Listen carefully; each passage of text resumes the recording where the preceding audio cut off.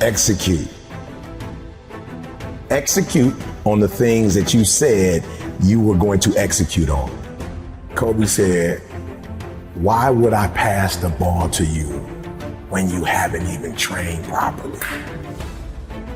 I used to always wonder, like, why is my man hogging the ball? He's like, yo, why would I have confidence in somebody who's getting to the gym late, who's leaving early, we losing, doesn't seem to care that we losing? Why would I give the ball to you? And I'm like, yo, genius.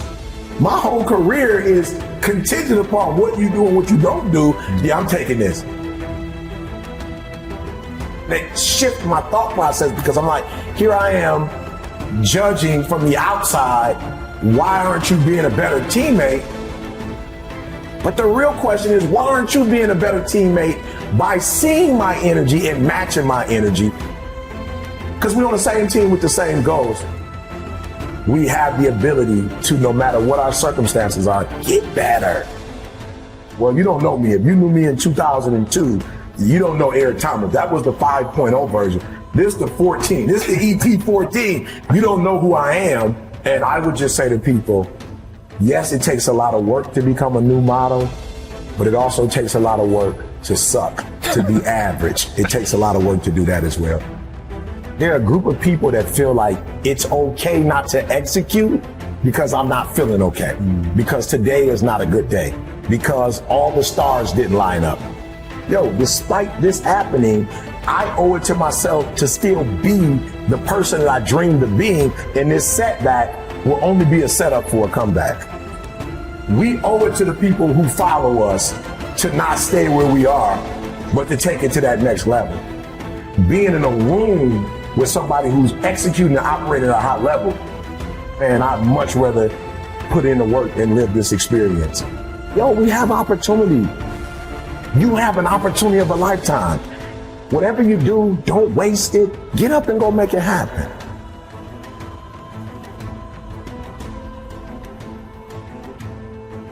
You're already in pain.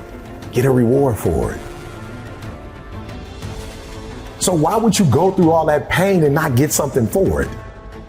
To put all those hours in and not transfer those hours to something else. It doesn't make sense not to recycle the pain and get wealth or a successful life or a successful spouse, like whatever, have kids, whatever it is. I was like, it can't end here. I've read the books. I've gone to the conferences. I went to the classes. I got the degrees. Like, it can't end with just life is going to deal me this hand. You still have to do life regardless of how you come into life. If you come in great, if you come in poorly, it does not matter. You have to do life. And if you're smart, you do life on your terms and you don't let life make you do it on its terms. I'll do whatever it takes to keep this freedom. I'll do whatever it takes. So the first thing you got to do is you got to get out of your feelings. You know, you woke up, got into it with your spouse or your kids called with something that was going on, or you were sick. And so I think for most people, they go wrong because they think it's a feeling when execution is a fact. There are going to be difficult times in your life. There are going to be times where you have every reason to make an excuse. Absolutely. But that won't serve you. And I look at Kobe and was like, yo, you didn't necessarily live to be 100, but the time you had on earth, you put in work.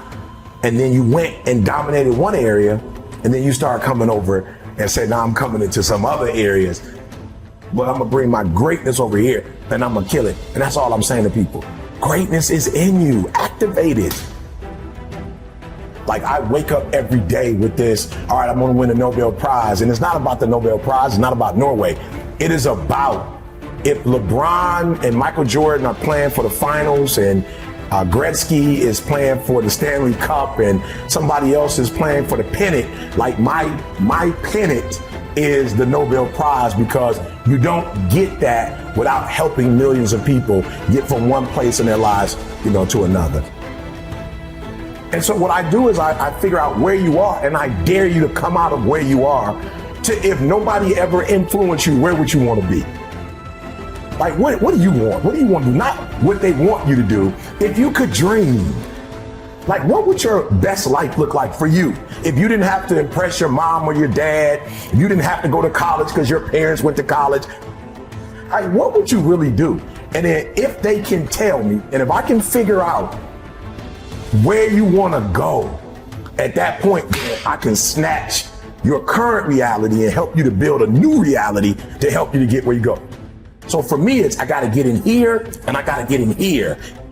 And if you let me into these two spaces, I can get you wherever you're trying to get to. Guys, you got to understand the opportunities that you have. You know, I've been to third world countries where it does not matter how early you wake up.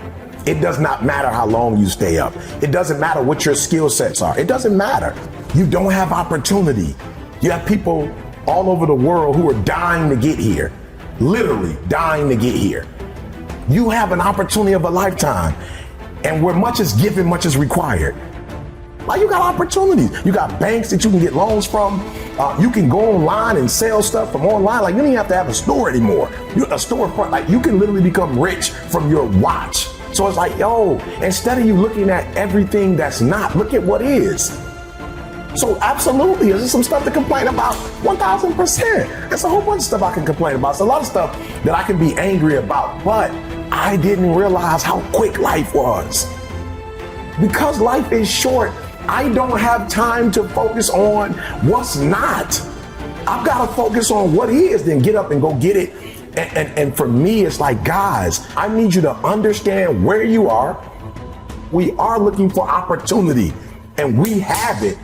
And so if you can lock in, I need you to get focused. I need you to get locked in. But I'm too scared not to try. Like, I'm too scared not to take the risk. The only thing standing in your way is you. That's it.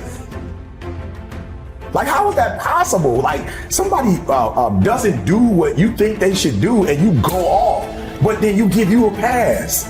Like, you don't go off on you. But when are you gonna go in the mirror and check yourself? Like, why are you giving yourself a pass? Why are you giving yourself an out? But then you didn't finish school, or you didn't write the book, or you didn't do the album, or you didn't go back to school, or you told yourself you was gonna lose weight, and you just let yourself off the hook. Like, well, you didn't do it for you.